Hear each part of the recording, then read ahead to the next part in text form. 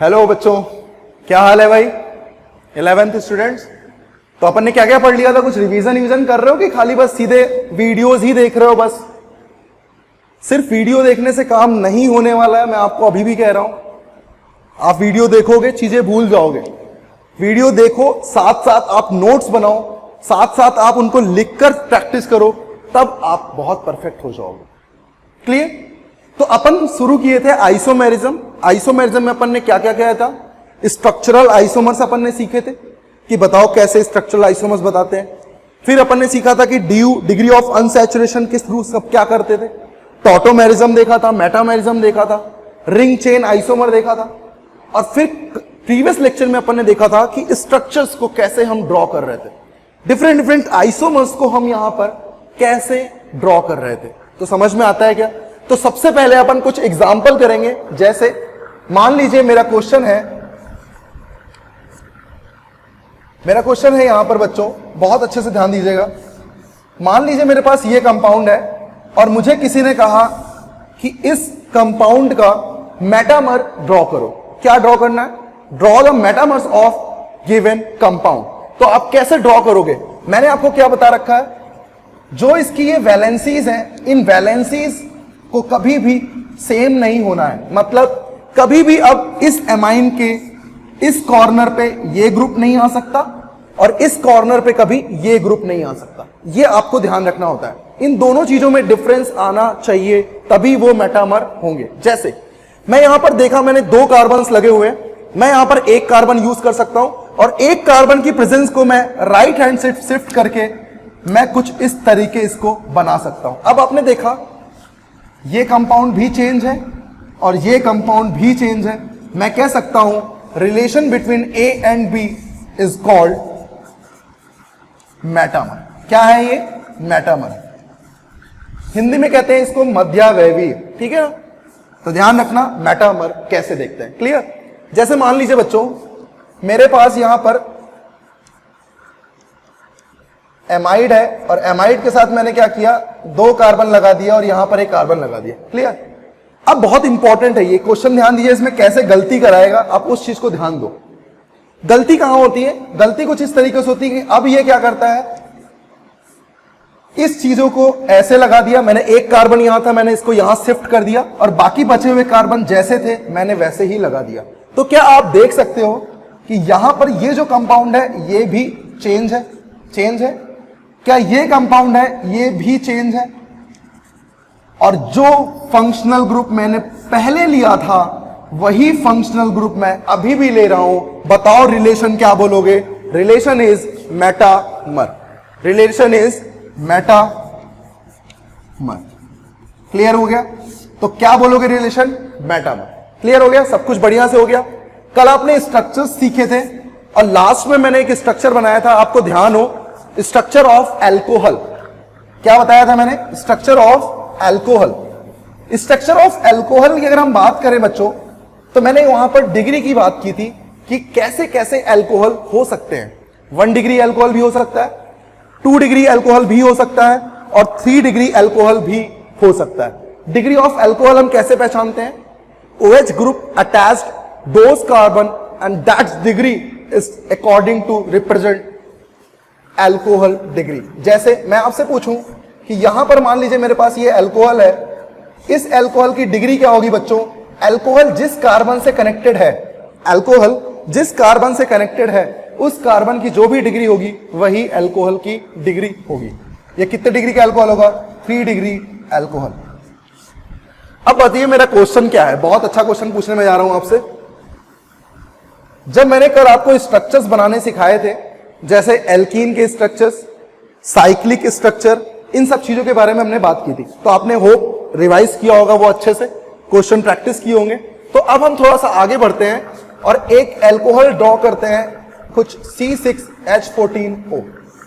मैंने आपको हमेशा बताया है स्ट्रक्चर ड्रॉ करने के पहले हमेशा आप DU फाइंड करें, क्योंकि DU आपको समझाती है कि क्या कंपाउंड में पाई बॉन्ड हो सकता है, क्या कंपाउंड में साइक्लिक स्ट्रक्चर हो सकता है, क्या कंपाउंड एल्काइन शो कर सकता है, इन सब चीजों के बारे में इंफॉर्मेटिव हमें मिलती है।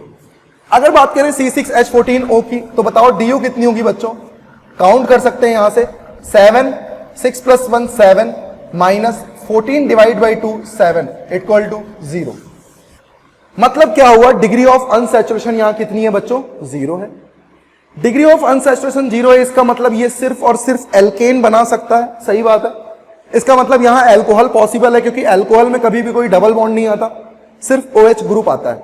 तो मैंने आपको बताया था अल्कोहल ड्रॉ करने का सबसे इजी तरीका, आप अगर R को ड्रॉ कर ले, अगर आप R ग्रुप को ड्रॉ कर ले, तो आपको यह समझ में आ जाता है कि एक्चुअल में ये OH ग्रुप अटैच कहां करना है। और R ग्रुप का मतलब हुआ ये है क्या एक्चुअल में? एल्केन। क्या था बच्चों? एल्केन। अब ध्यान देना, कितने मेंबर्ड एल्केन है? 6 मेंबर्ड। 6 मेंबर्ड एल्केन क्या क्या बनता था? 6 मेंबर्ड में ये बनता था बच्चों। 5 मेंबर्ड की बात करें तो पहले 5 मेंबर्ड बना लो, बचा हुआ कार्बन मैं यहां नहीं लगा सकता, क्योंकि ये फिर से चेन क्या हो जाएगी? It become a 6 membered parent carbon chain. इसीलिए मैं यहां पर कार्बन अटैच नहीं करूंगा। यहां मैं अटैच नहीं कर सकता, यहां मैं कर सकता हूं, इसीलिए यहां भी कर सकता हूं, क्योंकि ये भी एक डिफरेंट आइसोमर है। क्या बहुत अच्छे से क्लियर हो रहा है बात को? अगर मैं 4 मेंबर्ड की बात करूं तो मुझे बताओ 4 मेंबर्ड में सबसे पहली चीज आप 4 मेंबर्ड बना लो। बचे हुए 2 कार्बन आपको हमेशा कॉर्नर में नहीं लगाने हैं, बीच कार्बन पे लगाने होते हैं। मैंने आपको सिखा रखा है कैसे बनाते हैं। अब मैंने क्या किया, एक ग्रुप को हटाया और यहां पर मैंने उस एल्केन को बना लिया। अब ध्यान देना बच्चों, इंपॉर्टेंट, जब भी आपको अल्कोहल पूछे आप सिर्फ एल्केन बनाओ और फिर आप ये सोचो कि कहां कहां मैं OH को अटैच कर सकता हूं। बहुत इजी है, कहां कहां मैं OH को अटैच कर सकता हूं, यही मुझे प्रोसेस है, यही मुझे समझना है। इस होल कार्बन में अगर देखो, ये डिफरेंट कार्बन है, ये भी डिफरेंट कार्बन है, ये भी डिफरेंट कार्बन है। बच्चों ये कार्बन और ये कार्बन सेम है, 1 2 3 1 2 3। वैसे ही ये कार्बन और ये कार्बन क्या है? आइडेंटिकल है। और वैसे ही ये कार्बन और ये कार्बन क्या है? आइडेंटिकल है। इसका मतलब मैं यहां पर कितने अल्कोहल बना सकता हूं? 3। तो क्या अब मुझे पता है यहां अल्कोहल जोड़ना जरूरी है क्या? नहीं, मेरे पास अंडरस्टैंडिंग है कि यहां अल्कोहल जुड़ा हुआ है, तो मैं टिक लगाकर बता सकता हूं। यहां पर देखें, डिफरेंट कार्बन, ये और ये कार्बन सेम है बच्चों, क्योंकि यहां से ये कार्बन डायरेक्ट अटैच है। इसका मतलब ये कार्बन और ये कार्बन क्या है? आइडेंटिकल है। ये एक डिफरेंट कार्बन है, ये भी एक डिफरेंट कार्बन है, ये भी एक डिफरेंट है और ये भी एक डिफरेंट है। क्या समझ में आता है? यहां पर ध्यान दो, ये भी एक डिफरेंट कार्बन है, ये भी डिफरेंट है, ये भी डिफरेंट है। और बच्चों ये और ये सेम है, ये कार्बन और ये कार्बन भी सेम है, लेकिन इस कार्बन की बात करें तो ये भी डिफरेंट है। इसका मतलब 5 मेंबर्ड में कितने अल्कोहल आ गए? गिन लो आप, 1 2 3 4 5 6 7 8 9। कितने अल्कोहल आ गए? 9। 4 मेंबर्ड में बात करें तो अल्कोहल जोड़ने के लिए एटलीस्ट 1 हाइड्रोजन प्रेजेंट होना चाहिए। अगर कम से कम 1 हाइड्रोजन प्रेजेंट नहीं है तो मैं अल्कोहल को कैसे जोड़ूंगा? नहीं जोड़ पाऊंगा। इसका मतलब मैं यहां नहीं जोड़ सकता, ये तीनों कार्बन आइडेंटिकल है, किसी एक पर जोड़ दिया। यहां जोड़ सकता हूं और यहां जोड़ सकता हूं। सही बात है, परफेक्ट क्लियर हो रहा है कि मैंने इनको क्यों नहीं काउंट किया, क्योंकि ये सेम है। इसे क्यों नहीं काउंट किया? क्योंकि यहां पर हाइड्रोजन नहीं है, ये डिफरेंट थे, काउंट कर लिया। यहां पर देखो, ये कंपाउंड सिमेट्रिकल है इस बॉन्ड के अबाउट। इसका मतलब ये कार्बन सेम है, ये सेम है, ये कार्बन और ये कार्बन सेम है। इसका मतलब डिफरेंट कार्बन सिर्फ यहां पर 2 कार्बन ही है। तो जोड़िए बच्चों, 1 2 3 4 5। तो बताइए 4 मेंबर में कितने आ गए? 5। क्या समझ में आता है? तो स्ट्रक्चर्स आपको समझ में आया। आपने नंबर ऑफ अल्कोहल बना लिए, यहां पर काउंट कर लीजिए तो नंबर ऑफ अल्कोहल कितने आ जाएंगे C6H14O में? 9 and 5 14, 14 3 17। आपका आंसर होगा 17। इस टाइप के क्वेश्चन पूछे नहीं जाते बच्चे को भी, कभी नहीं पूछे जाते, लेकिन मैं आपको इतनी प्रैक्टिस करा दूंगा कि आप टफ से टफ क्वेश्चन भी इजी से कर ले। तो आपको समझ में आया कि कैसे हम यहां पर अल्कोहल ड्रॉ कर रहे हैं? बहुत अच्छे से क्लियर हो रहा है क्या बच्चों? अब हम ड्रॉ करने वाले हैं बच्चों ईथर। क्या ड्रॉ करने वाले हैं? ईथर। अब ध्यान देना बच्चों, ईथर ड्रॉ करना कितना इजी है, ध्यान दो। पहले अगर मुझे कभी भी ईथर ड्रॉ करना है तो पहले मुझे ईथर की फंक्शनिंग जाननी होगी। इसका फंक्शन क्या होता है ये जानना होगा। ईथर का फंक्शन क्या होता है बच्चों? ROR। ईथर का फंक्शन होता है ROR। इसका मतलब क्या हुआ बच्चों? इसका मतलब है अल्कोहल में क्या था, अगर ध्यान दो तो ROH था। जैसे मैं OH ग्रुप को अटैच कर रहा था, वैसे ही अब मैं क्या करूंगा, इस OR ग्रुप को अटैच करूंगा। अब कैसे अटैच करूंगा, इसी चीज को हम सीखने जा रहे हैं, ध्यान दीजिएगा।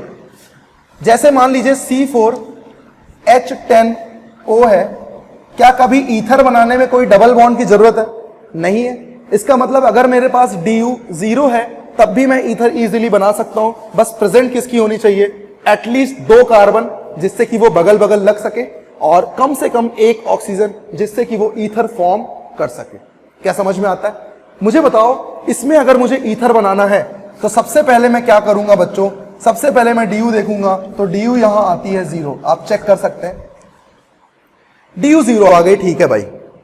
अब मेन बात क्या आई? मेन बात यह आई कि सर इधर भी कार्बन आने चाहिए, इधर भी कार्बन आने चाहिए, तो क्यों ना हम एक लाइन वाइज इसे बनाएं। और लाइन वाइज बनाने में कभी भी चीजें रिपीट नहीं होती, क्योंकि आपका ध्यान बहुत अच्छे से वहां पर होता है। इसका मतलब अगर मेरे पास 4 कार्बन है तो इन 4 कार्बन्स को मुझे कितने पार्ट्स में डिवाइड करना होगा? 2 पार्ट्स में, और 2 पार्ट्स में कुछ इस तरीके से डिवाइड करना होगा, मिनिमम वैल्यू से मैक्सिमम वैल्यू तक। तो मुझे बताओ, इस 4 को मैं कैसे डिवाइड कर सकता हूं? 3 और 1 में डिवाइड कर सकता हूं, 2 और 2 में डिवाइड कर सकता हूं। इतनी सी बात समझ में आ गई या नहीं? मुझे बताओ, क्लियर हो गया? अब आपको यह सोचना है कि इस मिनिमम वाले कार्बन को क्या मैं एक सेट डेफिनेशन के अकॉर्डिंग ये बना सकता हूं? एक कार्बन मैंने ऑक्सीजन से जोड़ दिया। अब मुझे बताएं कितने कार्बन्स आपके पास बच गए? कार्बन्स बच गए बच्चों आपके पास 3, और इस 3 कार्बन से आप क्या क्या बना सकते हो, ये आपको बनाना होता है। क्या क्या बना सकते हो? क्या इस 3 कार्बन से आप सिर्फ यही बना सकते हो? क्योंकि 2 कभी भी पॉसिबल नहीं है, 3 पॉसिबल है। क्लियर है? तो यहां पर अब बताओ, मुझे ईथर बनाना है, तो क्या मुझे ईथर के लिए ये ग्रुप अटैच करना होगा? जैसे मैं OH ग्रुप को अटैच कर रहा था, वैसे ही मुझे इस OR ग्रुप को अटैच करना है। इसका मतलब अगर मैं यहां पर ऐड करूं तो क्या बनेगा? ध्यान दें बच्चों, क्या कुछ इस तरीके से फिगर बनेगा? क्या ये ईथर है? क्या मैं यहां अटैच करूं तो कुछ इस तरीके से ईथर बनेगा? क्या ये भी ईथर है और डिफरेंट ईथर है? यहां अटैच करूंगा तो चीजें फिर से रिपीट हो जाएंगे। इसीलिए मैं आपको बोल रहा हूं कि कैसे यहां पर टिक मेथड के द्वारा हम इसे सॉल्व कर सकते हैं। With the help of tick method we can solve any problem about ether. Clear है? तो मुझे बताओ, ईथर के प्रॉब्लम को सॉल्व करने के लिए सबसे पहला स्टेप है आप उसको डिवाइड करें। क्या एक पॉसिबिलिटी आपने बना ली और एक पॉसिबिलिटी से ईथर कितने आए? 2। क्लियर हो गया?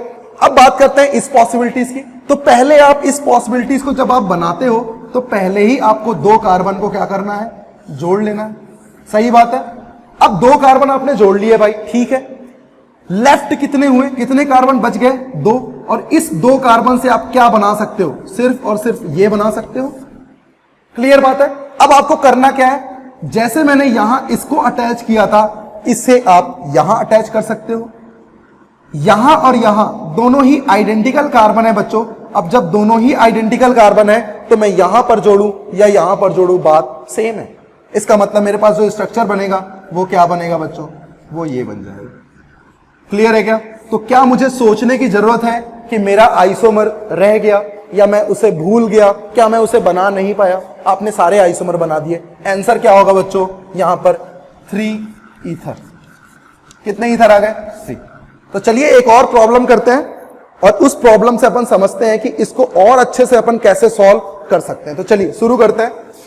अगला जो प्रॉब्लम है वो है यहां पर C5H12O। आपको बताना है ईथर। चलिए कोशिश करें। मैंने आपको स्टेप बताए। सबसे पहला स्टेप होता है आप कार्बन्स को डिवाइड करें। कितने पार्ट्स में? 2 पार्ट्स में। आप देख पा रहे हैं वहां 2 पार्ट्स में कैसे डिवाइड किया है मैंने।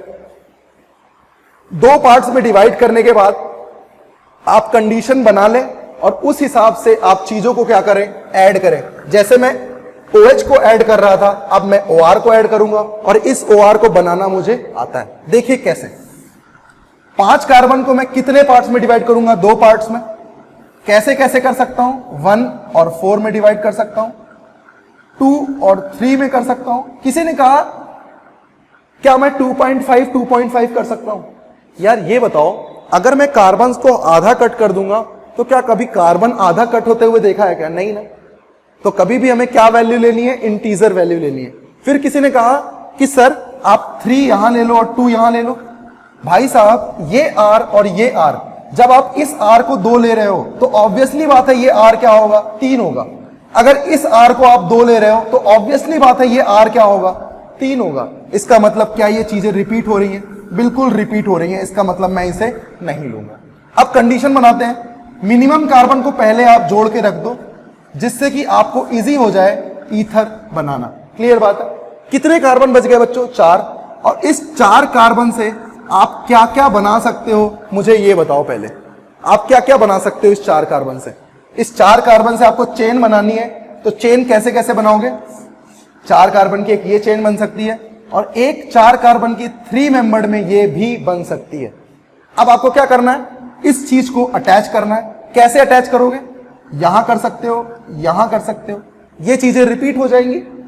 यहां कर सकते हो, यहां कर सकते हो। ये कार्बन और ये carbon, all 3 carbon are identical. Clear? समझ में आता है? इसलिए मैंने किसी एक को चूज किया। बहुत अच्छे से क्लियर हो रहा है? टोटल बताएं यहां पर ईथर कितने बन गए? 4। अब जल्दी से सेकंड कंडीशन पे आते हैं। सेकंड कंडीशन में क्या बोलता है? सबसे पहले आप 2 कार्बन को अटैच कर लो। क्या बहुत इजी हो गया? अब आपको सोचना है इस 3 कार्बन के बारे में। 3 कार्बन से क्या क्या बन सकता है? क्या आप मुझे बता सकते हैं? क्या 3 कार्बन से सिर्फ और सिर्फ एक ही स्ट्रक्चर बनता है और वो हमने बना रखा है? कैसा? ऐसा। क्लियर बात समझ में आती है? अब इस पूरे ग्रुप को मैं यहां अटैच कर सकता हूं और यहां अटैच कर सकता हूं। तो बताओ इससे कितने ईथर आ गए? इससे ईथर आ गए बच्चों 2। तो बताओ टोटल ईथर कितने हो गए? तो यहां मैं आंसर लिख सकता हूं 6 ईथर। तो मेरे ख्याल से ईथर की कहानी आपको बहुत अच्छे से क्लियर हो गई होगी। आपको समझ में आ गया होगा कि कैसे हम यहां पर ईथर को बनाते हैं। क्या बहुत अच्छे से क्लियर हो गया? नोट कर ले बच्चों, इसे नोट कर ले फटाक से इसे। तो अपन ने ईथर और अल्कोहल दोनों को अच्छे से सीख लिया। क्लियर? अब हम यहां पर नेक्स्ट टॉपिक पे आ रहे हैं बच्चों। अब हमने सीखना है कैसे हम एमाइन स्ट्रक्चर्स को बनाते हैं। क्या बोला मैंने? एमाइंस। ध्यान दीजिएगा, एमाइन का मतलब क्या हुआ? RNH2 group. एमाइन के बारे में हमने IUPAC में बात की थी बच्चों, और IUPAC में अपन ने यह बताया था कि कैसे हम एमाइंस को बना पा रहे हैं, कैसे हम डिफरेंट एमाइंस को बता पा रहे हैं। तो मुझे बताओ, यहां पर मैंने डिग्री ऑफ एमाइन की बात की थी। डिग्री ऑफ एमाइन कैसे पहचानते हैं बच्चों? जैसे हम डिग्री ऑफ कार्बन्स को पहचानते हैं, सेम एज इट इज उसी तरीके से हम डिग्री ऑफ एमाइन को भी पहचानते हैं। कैसे? एमाइन की डिग्री के लिए हमें यह देखना होता है नाइट्रोजन कितने कार्बन से डायरेक्ट अटैच है। Nitrogen, total number of carbon which is directly attach with nitrogen, that is the degree of amine. क्या क्लियर होता है? मुझे कोई बता सकता है कि ये कितने डिग्री ऑफ एमाइन है? 1 कार्बन 2 कार्बन। इस एमाइन की डिग्री क्या है? 2 डिग्री एमाइन। मेरा क्वेश्चन है ये कितनी डिग्री का एमाइन है? तो आपको यह देखना होता है बच्चों total number of carbon which is directly attach with nitrogen. कितने कार्बन है जो डायरेक्टली अटैच है नाइट्रोजन से? सिर्फ और सिर्फ 1। तो आपको अल्कोहल की तरह नहीं देखना है, ना ना ना, देखना किसकी तरीके है? एमाइन। एमाइन एक अलग चीज है। तो मुझे बताएं ये कितने डिग्री का एमाइन है? तो इसे मैं कह सकता हूं 1 डिग्री एमाइन। क्या क्लियर हो रहा है? इसे मैं कह सकता हूं 2 डिग्री एमाइन। मान लीजिए ये एमाइन, ये नाइट्रोजन 3 कार्बन से अटैच है, तो इसे मैं बोलूंगा 3 degree amine. 1 degree amine, 2 degree amine and 3 degree amine, all 3 are different functional group. क्या बोला मैंने? 1 डिग्री एमाइन, 2 डिग्री एमाइन और 3 डिग्री एमाइन तीनों अलग अलग फंक्शनल ग्रुप होते हैं। ये आप हमेशा याद रखना बच्चों। अगर मान लीजिए मैंने फंक्शनल ग्रुप चेंज कर दिया, इसका मतलब मैंने कहीं 1 डिग्री एमाइन लगाया और कहीं 2 डिग्री एमाइन लगाया, इसका मतलब वहां पर मैं क्या कर रहा हूं, फंक्शनल ग्रुप को चेंज कर रहा हूं। क्लियर बात समझ में आती है? जैसे अभी मैंने कुछ दिन पहले आपको स्ट्रक्चरल आइसोमर में मेटामर सिखाया था, तो सोचो अगर मेरे पास मेटामर में इसका मेटामर बनाना है तो क्या मैं इसको ऐसे बना सकता हूं? अभी भी कितने कार्बन है? 4 कार्बन है। यहां पर भी कितने कार्बन है? 4 कार्बन है। लेकिन बच्चों मेटामर में फंक्शनल ग्रुप हमेशा सेम रहता है, इसलिए यहां पर भी उसको सेकेंडरी एमाइन होना जरूरी था। तो मैं अब बोलूंगा ये मेटामर नहीं है, these two are functional group isomer. क्या बोलूंगा? Functional group isomer. क्या बात अच्छे से क्लियर हो रही है कि फंक्शनल ग्रुप आइसोमर किसे कहते हैं? बहुत अच्छे से क्लियर हो रहा है क्या? चलिए ये चीज नोट कर लीजिए, आप हमेशा ध्यान रखिएगा। इसी तरीके से एमाइन हमेशा ध्यान रखना क्या होते हैं, डिफरेंट फंक्शनल ग्रुप होते हैं। अब बात आती है कि कैसे हम एमाइन को बनाएं। एक एग्जांपल लेते हैं,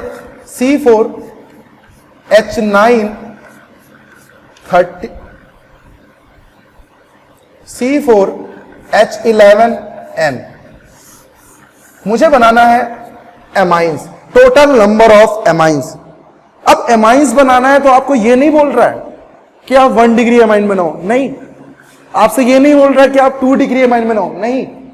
जब सिर्फ आपसे यह बोला है टोटल नंबर ऑफ एमाइंस, इसका मतलब है बच्चों कि उसमें 1 डिग्री भी इंक्लूडेड है, 2 डिग्री भी इंक्लूडेड है, 3 डिग्री भी इंक्लूडेड है। इसका मतलब मुझे तीनों बनाने होंगे। मैं आपको एक अच्छे से सिखा रहा हूं, आप बहुत ध्यान से इस चीज को देखें, बिल्कुल भी ध्यान ना भटकाए बच्चों, और आपको अच्छे से मैं सिखा दूंगा कैसे यहां पर बनाते हैं।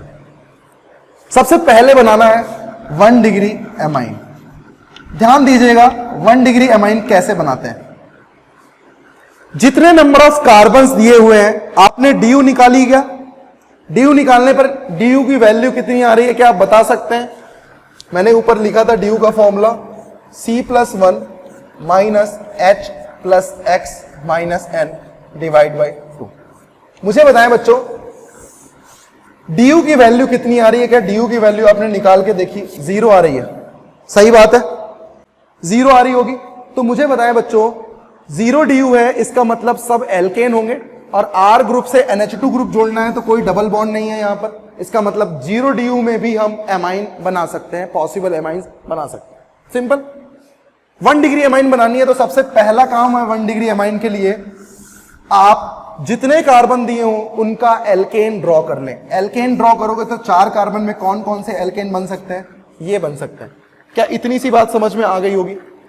अब सोचिए अगर मैं यहां पर NH2 ग्रुप को जोड़ता हूं तो मेरे पास क्या ये ग्रुप बन जाएगा? अगर मैं यहां NH2 ग्रुप को जोड़ता हूं तो क्या मेरे पास ये ग्रुप प्रेजेंट है? मुझे बताएं क्या दोनों के दोनों प्राइमरी एमाइन है या कुछ और है? बहुत अच्छे से बताइए भैया, सोचिए। बिल्कुल, ये दोनों के दोनों क्या है? 1 डिग्री एमाइन है। क्यों? Total number of carbon directly attach with nitrogen. एक कार्बन ही तो डायरेक्ट अटैच है, एक कार्बन ही तो डायरेक्ट अटैच है। तो आपको इसकी डिग्री नहीं देखनी होती, आपको यह देखना होता है कि नाइट्रोजन से कितने कार्बन डायरेक्ट अटैच है। क्या आपको इसमें समझ में आया 4 मेंबर में कैसे मैंने किया? मैं यहां पर लगाऊं या यहां पर लगाऊं, चीजें रिपीट होने लग जाएंगे। क्लियर? यहां पर देखें, यहां लगाऊं तब भी प्राइमरी एमाइन है, और यहां लगाऊं तब भी प्राइमरी एमाइन है। चाहे तो आप देख सकते हैं क्या क्या बन जाएंगे प्राइमरी एमाइन। ये भी प्राइमरी एमाइन है और ये भी प्राइमरी एमाइन है। क्या आपको इतनी सी चीज क्लियर हो गई होगी मेरे ख्याल से कि कैसे मैंने प्राइमरी एमाइन बनाया? क्लियर है? अब बात करते हैं सेकेंडरी एमाइन की। किसकी बात कर रहे हैं? Secondary amine. सेकेंडरी एमाइन का मतलब क्या हुआ कि N ग्रुप से अब कितने R जुड़े होंगे? कम से कम 2 R। इसे हम बोलते हैं सेकेंडरी एमाइन। क्या क्लियर समझ में आया? यहां कितने R थे? 1, इसीलिए मैंने इस पूरे 4 को ऐसे ही डिवाइड किया। क्या मुझे यहां पर जब सेकेंडरी एमाइन बनाना होगा तो क्या अब आपको आइडिया लग रहा है कि पहले मुझे इन R को डिवाइड करना होगा कितने पार्ट्स में? 2 पार्ट्स में। और 2 पार्ट्स में कैसे डिवाइड करना होगा? मिनिमम वैल्यू से मैक्सिमम वैल्यू की तरफ। मतलब मैं इस 4 को कैसे डिवाइड कर सकता हूं? 1 और 3 में, 2 और 2 में। समझ में आ गया? अब क्या करना है? सेम एज लाइक ईथर, बिल्कुल ईथर की तरह काम करना है। पहले इस छोटे वाले कार्बन को नाइट्रोजन से जोड़ लो। क्लियर आ गई बात समझ में? अब सोचिए, ये ग्रुप जिससे भी जुड़ेगा ऑटोमेटिक सेकेंडरी एमाइन बन जाएगा। क्यों? पहले से ही एक कार्बन अटैच है, दोबारा ये फिर से अटैच होगा तो डायरेक्टली अटैच कितने कार्बन हो गए? 2। तो डिग्री ऑफ एमाइन भी कितनी हो गई? 2 डिग्री ऑफ एमाइन हो गई। समझ में आ गया? अब आप ध्यान दो, इस 3 को आप कैसे बना सकते हो ये आपको सीखना है। 3 को आप ऐसे बना सकते हो। तो जब आप इस ग्रुप को अटैच करोगे तो सोचो, अब आप क्या कर रहे हो? इस ग्रुप को अटैच कर रहे हो, यहां अटैच कर सकते हो और यहां अटैच कर सकते हो। क्लियर बात है? क्या जो बनने वाले स्ट्रक्चर है क्या वो कुछ इस तरीके से बनेंगे? सही बात है? क्या दोनों आपने एमाइन बनाए और आप ध्यान से देख सकते हो दोनों के दोनों एमाइन सेकेंडरी एमाइन है। क्या आपने पहले केस को क्लियर कर लिया? अब आप दूसरे केस की तरफ बढ़ रहे हो, तो बताओ अब दूसरे केस में क्या करोगे? आप नाइट्रोजन को पहले ही 2 कार्बन से जोड़ दोगे, बचे हुए कार्बन की पॉसिबिलिटीज की चेन बनाओगे। और पॉसिबिलिटीज की चेन आपको पता है कितनी बनती है? 2 में सिर्फ ये बनती है। अब इसको आप यहां अटैच करो या यहां अटैच करो, बात एक ही है। तो बताओ एमाइन क्या बन जाएगा? CCNCC। मैं यहां आपको बना के दिखा रहा हूं, नेक्स्ट एग्जांपल में मैं आपको टिक मार के दिखाऊंगा, क्योंकि आप टिक से भी काम चला सकते हो। देखिए, टिक से भी आप काम चला सकते हो, आपको बनाने की जरूरत नहीं है। टिक आपको बताएगा कि कौन कौन से एमाइन बन रहे हैं, कितने नंबर ऑफ एमाइन बन रहे हैं। तो बताओ सेकेंडरी एमाइन कितने आ गए यहां पर? 3। प्राइमरी एमाइन कितने आ गए यहां पर? 1 2 3 4। अब मैं आपको सिखाने जा रहा हूं टर्शरी एमाइन। तो आप नोट करें इसे, फिर मैं आपको टर्शरी एमाइन सिखाता हूं। यहां पर देख लें टर्शरी एमाइन, यहां पर देख लें। बहुत इजी है बच्चों, बहुत इजी है, बस ध्यान देना है आपको। एक बार ध्यान दे दिया, कहानी बहुत इजी हो जानी है। 3 डिग्री एमाइन की अगर हम बात करें तो 3 डिग्री एमाइन में अगर हम सोचें तो मुझे बताएं 3 डिग्री एमाइन के लिए क्या मेरे पास N जो होगा वो कुछ इस फॉर्मेट में होगा। अब आपको आइडिया हो गया होगा कि मुझे करना क्या है। यहां मैं कितने पार्ट्स में डिवाइड कर रहा था? 1 में, तो 4 में डिवाइड कर दिया। यहां मैं कितने पार्ट्स में डिवाइड कर रहा था? 2 में, इसीलिए मैंने 1 3 और 2 2 डिवाइड किया। अब मुझे बताओ यहां मुझे कितने पार्ट्स में डिवाइड करना पड़ेगा? 3 पार्ट्स में, क्योंकि यहां पर कितने आ रहे हैं? 3। तो 1 1 2, मिनिमम से मैक्सिमम। क्या और कोई पॉसिबिलिटीज आपको नजर आती है? आप ये सोचो 1 2 1, बात एक ही है। R इधर जोड़ो, इधर जोड़ो, इधर जोड़ो, बात एक ही है। क्या इसके अलावा कोई पॉसिबिलिटीज है? नहीं। इसका मतलब मैं पहले ही क्या करूंगा? मिनिमम कार्बन्स को पहले ही जोड़ लूंगा। इसका मतलब मेरे पास फॉर्मेट तैयार हो गया। अब मुझे किससे जोड़ना है? नाइट्रोजन से। कितने कार्बन्स को? 2। तो 2 में पॉसिबिलिटीज क्या होती है? आपको चेन में बना लेना है। तो आप यहां से जोड़ो या यहां से जोड़ो, बात सेम है। इसका मतलब बताओ बच्चों, मेरे पास जो एमाइन बनेगा वो क्या बनेगा? वो कुछ इस तरीके से बनेगा। क्या क्लियर बात समझ में आती है? तो बताओ 3 डिग्री एमाइन कितने बन गए? 1। तो यहां टोटल आंसर क्या होता? 4 + 3 + 1। थोड़ा सा मैं कह सकता हूं, थोड़ा सा ये बड़ा क्वेश्चन है, क्योंकि आपसे इतना नहीं पूछेगा। या तो आपसे पूछेगा 2 डिग्री एमाइन बताओ, या तो आपसे पूछेगा 3 डिग्री एमाइन बताओ, या आपसे पूछेगा 1 डिग्री एमाइन बताओ। क्लियर है? समझ में आता है? चलिए नोट करिए इसको, ध्यान दो बच्चों। मैं आपको एग्जांपल दे रहा हूं C5H13N। आपको बताना है total number of amines 1 degree, 2 degree and 3 degree. चलिए कोशिश करिए बनाने की।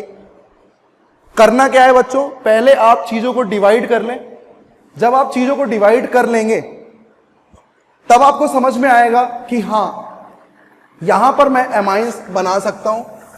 आपको पता है 1 डिग्री एमाइन बनाने के लिए क्या मुझे सिर्फ और सिर्फ दिए गए कार्बन्स की चेन बनानी होती है और उनसे NH2 पे अटैच करना होता है। क्या मेरे पास यही प्रोसेस है?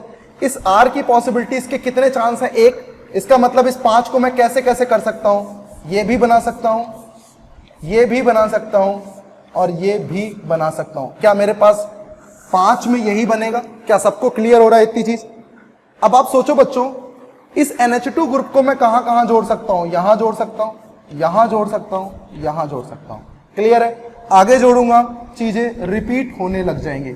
अब आपको बताने की जरूरत नहीं है कि मैं कैसे जोड़ रहा हूं। क्लियर? आप एरो बनाएं और डायरेक्ट एरो को गिन कर आप बता सकते हैं कि 1 डिग्री एमाइन कितना बन गया। तो 1 डिग्री एमाइन हो गए बच्चों 4, 1 2 3 4 5 6 7 8। 1 डिग्री एमाइन यहां पर कितने बन गए? 8। क्लियर? बात करते हैं 2 डिग्री एमाइन की। तो देखिए 2 डिग्री एमाइन कैसे बनाते हैं, अभी मैंने आपको डिस्कस किया। 2 डिग्री एमाइन बनाने के लिए बच्चों पहले ही आप क्या करो, क्या आपको पता है 2 डिग्री एमाइन कुछ इस तरीके से होगा। इसका मतलब इन R को क्या करना पड़ेगा, आपको डिवाइड करना पड़ेगा। डिवाइड करने का मैंने आपको रूल बता रखा है। 5 कार्बन है, कितने पार्ट्स में आपको डिवाइड करना है? 2 पार्ट्स में आपको डिवाइड करना है। कौन कौन से 2 पार्ट? मिनिमम से मैक्सिमम 1 और 4 कर सकता हूं, 2 और 3 कर सकता हूं। एक बार इसकी पॉसिबिलिटीज लेकर मैं क्या करने वाला हूं, मैं बचे हुए कार्बन्स के साथ इनकी पॉसिबिलिटीज चेक करने वाला हूं। यही तो करता हूं मैं। पहले मैं एक फॉर्मेट सेट कर लेता हूं, बाकी बचे हुए कार्बन्स के फॉर्मेट बनाकर मैं अटैच कर सकता हूं किस ग्रुप को, इस ग्रुप को। तो कभी भी कोई गलती नहीं होगी बच्चों। करने का तरीका आप सीखो, बहुत अच्छे से सीख जाओगे। अब इस पूरे ग्रुप को कहां अटैच कर सकते हो? यहां, यहां, यहां और यहां। क्या आपको समझ में आया कैसे मैंने 2 डिग्री एमाइन बनाए पहले केस में? अब आप दूसरे केस की बात करो तो दूसरा केस कैसा होगा? नाइट्रोजन के साथ 2 कार्बन कनेक्ट कर दिए और बाकी बचे हुए कार्बन्स की पॉसिबिलिटीज निकाली। तो बताओ 3 कार्बन की पॉसिबिलिटीज क्या हो सकती है? सिर्फ और सिर्फ ये हो सकती है। क्या समझ में आया? इस 3 कार्बन में इस पूरे ग्रुप को यहां जोड़ सकता हूं और यहां जोड़ सकता हूं। बताओ क्या 2 डिग्री एमाइन कैलकुलेट कर सकते हो? कितने बन गए? 4 और 2 6। तो यहां 2 डिग्री एमाइन आ गए 6। देखिए कितना ईजी हो गया। टफ है? बिल्कुल भी टफ नहीं है बच्चों, बिल्कुल भी टफ नहीं है, इसलिए आप बिल्कुल टफ ना लें इसे। अब बात करते हैं 3 डिग्री एमाइन की। मुझे बताओ 3 डिग्री एमाइन बनाने पे कैसा फील होगा, कैसे बनेंगे 3 डिग्री एमाइन? तो देखो 3 डिग्री एमाइन का फॉर्मेट क्या होता है, सबसे पहले वो ध्यान दो। फॉर्मेट होगा N से डायरेक्ट कितने कार्बन कनेक्टेड होंगे? 3। तो मैंने कितने ग्रुप कनेक्ट कर दिए? 3। इसका मतलब अब मुझे डिवाइड किसको करना है? 5 को 3 पार्ट्स में डिवाइड करना है। कैसे? इस 5 को मैं 3 पार्ट्स में कैसे डिवाइड कर सकता हूं? मिनिमम से मैक्सिमम 1 1 3 कर सकता हूं, या फिर 1 2 2 भी कर सकता हूं बच्चों। देखिए 2 पॉसिबिलिटीज आपके पास आई, इसके अलावा कोई पॉसिबिलिटीज नहीं है, ये आप चेक कर सकते हो। आप 2 1 2 सोचो सेम है, 2 2 1 सोचो सेम है, कैसे भी सोचो यही 2 पॉसिबिलिटीज आने वाली हैं। अब आप क्या करोगे? पहली पॉसिबिलिटीज को ध्यान से देखो। सबसे पहले आपने क्या किया? N से एक एक कार्बन को कनेक्ट कर लिया। क्या आपने इस पॉसिबिलिटीज को ध्यान दिया? ये पॉसिबिलिटीज कौन सी है? ये बचा हुआ कार्बन कितने हैं बच्चों? 3 कार्बन को आप कैसे बना सकते हो? ऐसे। इसका मतलब इस पूरे ग्रुप को आप यहां अटैच कर सकते हो और यहां अटैच कर सकते हो। क्या चीजें सेम है? समझ में आ रहा है कि 2 अलग अलग बनेंगे? अब आते हैं दूसरी पॉसिबिलिटीज। देखिए कुछ करना ही नहीं है, दिमाग लगाना ही नहीं है। क्लियर? अब क्या करना है आपको? नाइट्रोजन से एक कार्बन और एक जगह 2 कार्बन आपको अटैच करना है। और इस पूरी चीज को किससे अटैच करोगे? इस 2 कार्बन की पॉसिबिलिटीज से। समझ में आ रहा है? तो 2 कार्बन की पॉसिबिलिटीज क्या होती हैं? ये होती हैं।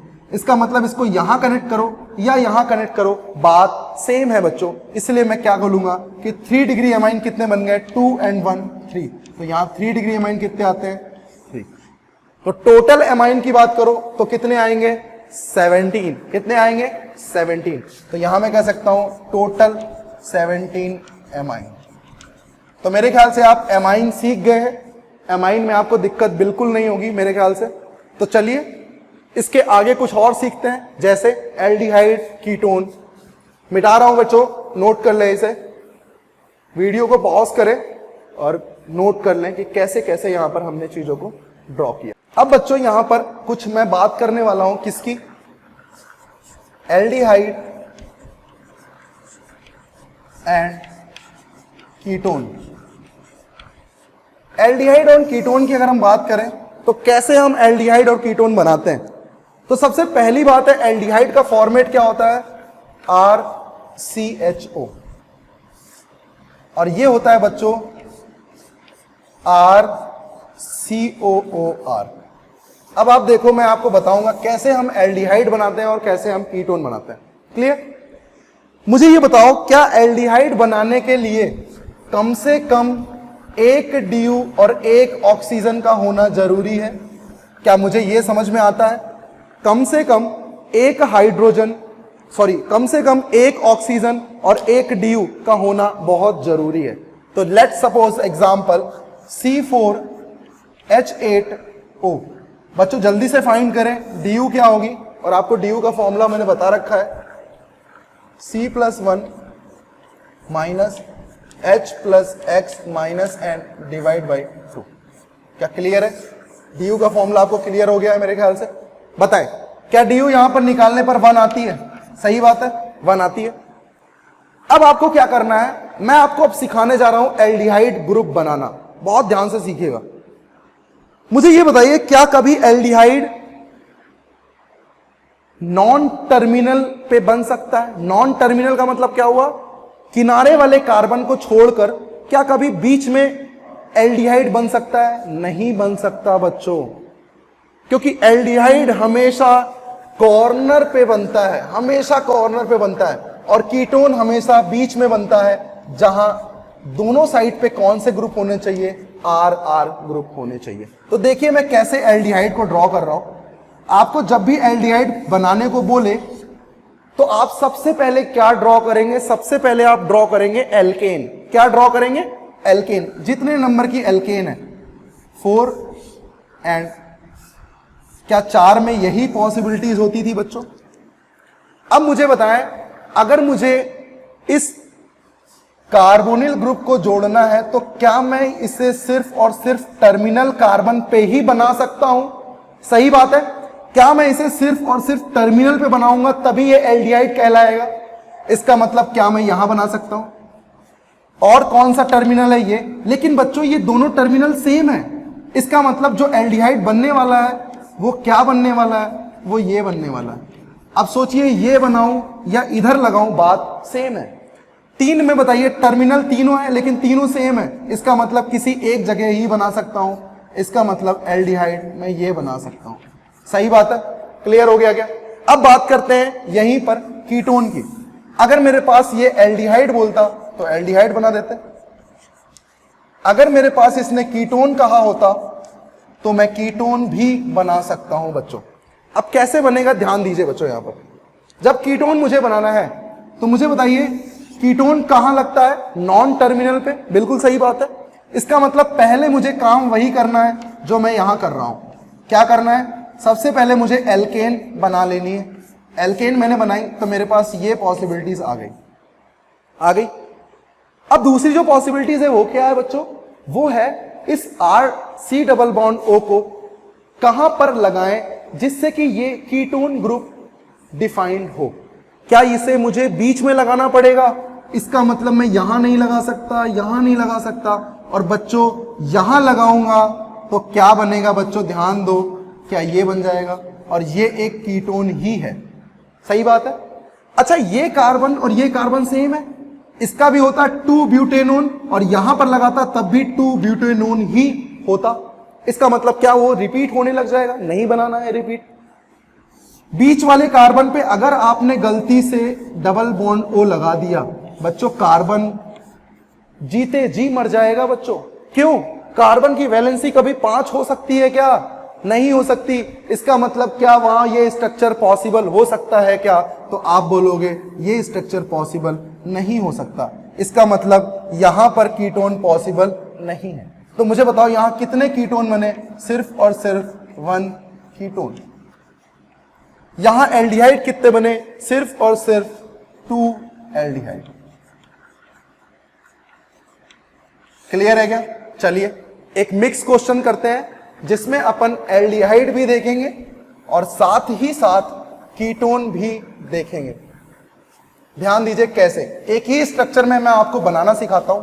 आपने अलग अलग सीख लिया, अब मैं आपको एक ही स्ट्रक्चर में चीजों को बनाना सिखाता हूं।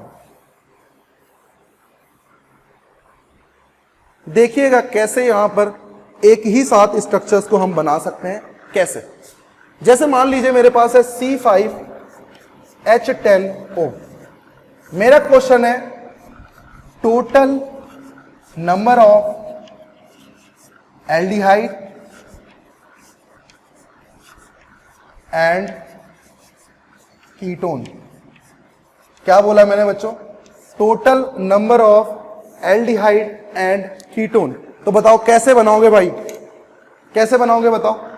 सिंपल है, बहुत सिंपल है। सबसे पहले देखो डी कितनी है। क्या डी निकालोगे? डी आएगी 1। निकाल सकते हो डी? 1 डी है, इसका मतलब कीटोन और एल्डिहाइड पॉसिबल है। पक्की बात है। इसका मतलब जो 1 डी यूज हो रही है वो कहां हो रही है? C डबल बॉन्ड O को बनाने में यूज हो रही है। इसका मतलब पहले मेरा काम होगा इसके स्ट्रक्चर्स को ड्रॉ करना। ये बना सकता हूं, ये बना सकता हूं और ये बना सकता हूं। सही बात है। अब किसी ने कहा कि मुझे एल्डिहाइड बनाने, तो बताओ एल्डिहाइड बनाने के लिए क्या सिर्फ और सिर्फ टर्मिनल कार्बन को मुझे टारगेट करना है? टर्मिनल कार्बन यहां दोनों है और दोनों के दोनों आइडेंटिकल हैं। इसका मतलब मैं किसी एक जगह अटैच कर सकता हूं। यहां टर्मिनल 3 है लेकिन 2 सेम है और 2 अलग है बच्चों। इसका मतलब जो डिफरेंट है मैं वहीं पर अटैच करूंगा। मैंने यहां क्यों नहीं अटैच किया? क्योंकि दोनों कार्बन सेम है। यहां टर्मिनल 4 है और 4 के चारों सेम है। इसका मतलब मैं यहां सिर्फ एक जगह कर सकता हूं। बताएं total number of aldehyde, count करके बताएं कितने बन गए? 4। क्या बहुत इजी है? अब बच्चों मेरा क्वेश्चन है नंबर ऑफ कीटोन। क्या कीटोन हमेशा नॉन टर्मिनल पे लगता है? और नॉन टर्मिनल ग्रुप कौन कौन से हैं? ये और ये। क्योंकि मैं आगे जाऊंगा तो चीजें रिपीट होने लगेंगी बच्चों। तो बताइए कीटोन कितने बन गए? यहां पर 2। यहां पर सिर्फ यही लग सकता है। क्यों बच्चों? यहां पर अगर मैंने डबल बॉन्ड लगा दिया तो वैलेंसी 5 हो जाएगी जो कि वैलिड नहीं है। यहां बीच में लग सकता है क्या भाई? वैलेंसी 6 हो जाएगी और 6 तो होती नहीं, 4 होती है। इसका मतलब कीटोन कितने हैं यहां पर? सिर्फ और सिर्फ 3। नोट कर लें बच्चों। तो आपने ये सीखा कि कैसे हम एल्डिहाइड, कैसे हम कीटोन को यहां पर ड्रॉ कर रहे हैं। अब मैं आपको सिखाने जा रहा हूं कार्बोक्सिलिक एसिड कैसे बनाते हैं। चलिए नोट करिए, इसको नोट कर लीजिए बच्चों जल्दी से इसे। अब मैं आपको सिखाने जा रहा हूं बच्चों कार्बोक्सिलिक एसिड। क्या सिखाने जा रहा हूं? Carboxylic acid. ध्यान दीजिएगा, कार्बोक्सिलिक एसिड का मतलब क्या हुआ? कार्बोक्सिलिक एसिड कैसा होता है बच्चों? COOH। और यह बताने की जरूरत नहीं है बच्चों कि कार्बोक्सिलिक एसिड को बनाने में एटलीस्ट 2 ऑक्सीजन का यूज आना चाहिए और 1 DU का यूज आना चाहिए। 2 ऑक्सीजन का यूज आना चाहिए और 1 DU का यूज आना चाहिए, जिसकी हेल्प से मैं कार्बोक्सिलिक बना सकता हूं। सही बात है। कार्बोक्सिलिक ग्रुप जैसे एल्डिहाइड ग्रुप हमेशा टर्मिनल पे अटैच होता है, वैसे ही कार्बोक्सिलिक भी टर्मिनल कार्बन पे अटैच होता है। टर्मिनल कार्बन का मतलब किनारे वाले कार्बन पे। तो मान लीजिए मेरे पास क्वेश्चन होता C4H8O2। जल्दी से इसकी ड्यू निकालें। ड्यू का फॉर्मूला क्या था? C+1 -H + X - N divide by 2। जल्दी से निकाले बच्चों। तो मुझे बताएं ड्यू कितनी आ गई? यहां पर 1। सही बात है। ड्यू 1 है, ऑक्सीजन 2 है। इसका मतलब क्या मैं कार्बोक्सिलिक बना सकता हूं? बिल्कुल बना सकता हूं। कैसे बनाऊंगा? ध्यान दो। 4 कार्बन है तो सबसे पहले आपको जितने कार्बन दिए हो उन कार्बन्स की आप चेन बना लो, जैसे आपको मैंने सिखाया है। बना लिया। अब मुझे बताओ करना क्या है? अब मुझे सिर्फ और सिर्फ टर्मिनल कार्बन्स पे COH ऐड करना है। इसका मतलब मैं यहां अटैच कर सकता हूं। ये और ये सेम है बच्चों। यहां की बात करूं तो टर्मिनल कहां है? यहां है, यहां अटैच कर सकता हूं। ये और ये और ये तीनों के तीनों क्या है बच्चों? All 3 carbons are identical. इसका मतलब मैं किसी एक पोजीशन को ही क्या करूंगा? नोटिस करूंगा। तो बताओ क्या यहां पर कार्बोक्सिलिक एसिड जो बनेंगे वो कुछ इस तरीके से बनेंगे? सही बात है। तो इस तरीके से हमने कार्बोक्सिलिक एसिड बनाना सीख लिया। तो बताओ कितने कार्बोक्सिलिक एसिड बनेंगे? 2 कार्बोक्सिलिक एसिड यहां पर फॉर्म होंगे। मेरा क्वेश्चन अगला है, प्रैक्टिस करें इसकी। C5H10O2 क्या बताया मैंने आपको, क्या बनाना है, कार्बोक्सिलिक एसिड। क्या बनाना है, कार्बोक्सिलिक एसिड। कैसे बनाओगे, सबसे पहले DU देखो, क्या DU 1 है, बिल्कुल DU 1 है। ऑक्सीजन कितने हैं, 2 हैं, इसका मतलब कार्बोक्सिलिक बन सकता है, सही बात है। कार्बोक्सिलिक बन सकता है, तो बताओ अब कार्बोक्सिलिक कैसे बनाओगे। जितने कार्बन आपको दिए हैं उस कार्बन को आप ड्रॉ कर लो। क्या उसको आप ऐसे ही ड्रॉ कर सकते हो बच्चों, सही बात है। यही 3 तरीके हैं ड्रॉ करने के इसके। टर्मिनल कार्बन कौन कौन से हैं, ये है, ये और ये आइडेंटिकल है, इसलिए मैं सिर्फ वही काउंट करूंगा। यहां ये है और ये है, क्योंकि ये और ये टर्मिनल क्या है बच्चों, आइडेंटिकल है। यहां पर ध्यान दें, चारों के चारों कार्बन क्या है, आइडेंटिकल है, इसीलिए मैं किसी एक कार्बन पे ही क्या करूंगा, अटैच करूंगा। तो मुझे बताओ डिफरेंट कार्बोक्सिलिक एसिड कितने आ गए यहां पर, तो मेरा आंसर आएगा बच्चों 4 कार्बोक्सिलिक। अच्छा सोचो बच्चों, 2 ऑक्सीजन 1 DU से क्या सिर्फ कार्बोक्सिलिक बनता था या कोई एक और फंक्शनल ग्रुप था जो यहां पर बन सकता था? बिल्कुल एस्टर। याद आ गया आपको, एस्टर ग्रुप कैसा होता था भाई, एस्टर होता था RCOOR। अब आपको क्या सोचना है, अब आपको सिर्फ और सिर्फ ये सोचना है इन R और इन R की पॉसिबिलिटीज। क्या मैंने आपको एस्टर बनाना नहीं सिखाया? एस्टर बनाना अपन नेक्स्ट क्लास में सीखेंगे। तो आज अपन ने aldehyde, ketone, alcohol, amine, carboxylic, इन सब के बारे में स्ट्रक्चर्स बनाना सीख लिया। कभी भी एग्जाम में पूछे तो आप जनरली बनाकर सिखा सकते हो, दिखा सकते हो कैसे बनेंगे।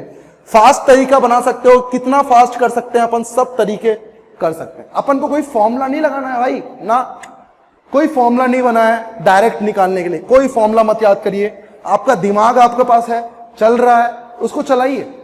कितने इजी तरीके से मैं आपको समझा रहा हूं, इनको आप सोचिए, प्रैक्टिस करिए। क्लियर है?